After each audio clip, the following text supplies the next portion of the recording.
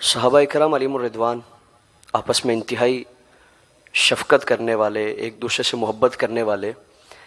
اور ایک دوسرے سے اپنی شفقتیں محبتیں ایک دوسرے پر نچھاور کرنے والے، آپس میں انتہائی رحم کرنے والے، ایک دوسرے کے ساتھ ہمدردیاں بانٹنے والے اور آپس میں بے انتہا خوش دلی خوش طبعی کرنے والے تھے۔ اور کیوں نہ ہو، قرآن کریم ان کے اوصاف حمیدہ کو بیان فرماتا ہے، ان کی علامات کو بیان فرماتا ہے کہ رحماء بینہم، کہ آپس میں یہ عظیم ہستیاں، یہ ذوات مقدسہ انتہائی رحم دل ہیں، آپس میں ایک دوسرے سے محبت کرنے والے۔ ایک مرتبہ خلفائے ثلاثہ سیدنا صدیق اکبر رضی اللہ تبارک و تعالیٰ عنہ، سیدنا عمر فاروق رضی اللہ تبارک و تعالیٰ عنہ اور سیدنا مولا کائنات علی المرتضیٰ رضی اللہ تبارک و تعالیٰ عنہ، یہ تینوں اشخاص، یہ تینوں ذوات مقدسہ کسی مقام سے تشریف لے جا رہی تھی۔ تو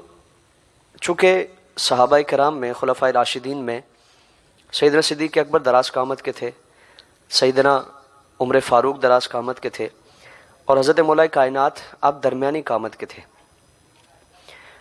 حضرت عمر فاروق رضی اللہ تعالیٰ عنہ آپ نے حضرت مولا کائنات سے خوش طبعی کے طور پر فرمایا کہ علی، تم ہمارے درمیان ایسے ہو کہ جیسے لنا میں نون ہوتا ہے، یعنی لام کا شوشہ وہ بھی تھوڑا دراز ہوتا ہے اور الف کا شوشہ وہ بھی تھوڑا دراز ہوتا ہے اور بیچ میں نون آتی ہے، اس کا شوشہ تھوڑا چھوٹا ہوتا ہے۔ تو تم ہمارے درمیان ایسے ہو جیسا لنا میں نون ہوتا ہے، یعنی آس پاس کے دونوں شوشے وہ تھوڑے بڑے ہوتے ہیں، تھوڑے دراز ہوتے ہیں، لیکن بیچ میں نون کا جو شوشہ ہے وہ درمیانہ ہوتا ہے، وہ اتنا ان کے مقابلے کا لمبا نہیں ہوتا، دراز نہیں ہوتا۔ حضرت عمر فاروق رضی اللہ تبارک و تعالیٰ آپ نے خوش طبعی کے ساتھ حضرت مولا کائنات سے فرمایا، تو حضرت مولا کائنات وہ بھی انتہا درجے کے برجستہ گو تھے،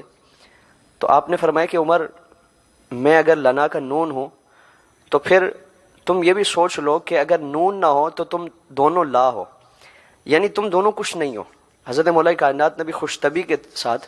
اور مزاح کے انداز میں حضرت عمر فاروق رضی اللہ تعالیٰ عنہ کے ساتھ اس طرح کی خوش طبعی فرمائی، خوش دلی فرمائی، مزاح فرمایا۔ تو صحابہ کرام کے درمیان اس طرح کے بے شمار واقعات ہیں جس سے ہمیں ان صحابہ کرام کے درمیان جو چاہتیں تھی، محبتیں تھی، الفتیں تھی اور جو ایک دوسرے سے دلوں کی محبتیں، دلوں کا جو ایک تعلق تھا وہ واضح ہوتا ہے۔ اللہ رب العالمین ان ذوات مقدسہ سے متعلق عقیدت والے عقیدے اپنانے کی، عقیدت والے نظریہ اپنانے کی اللہ توفیق۔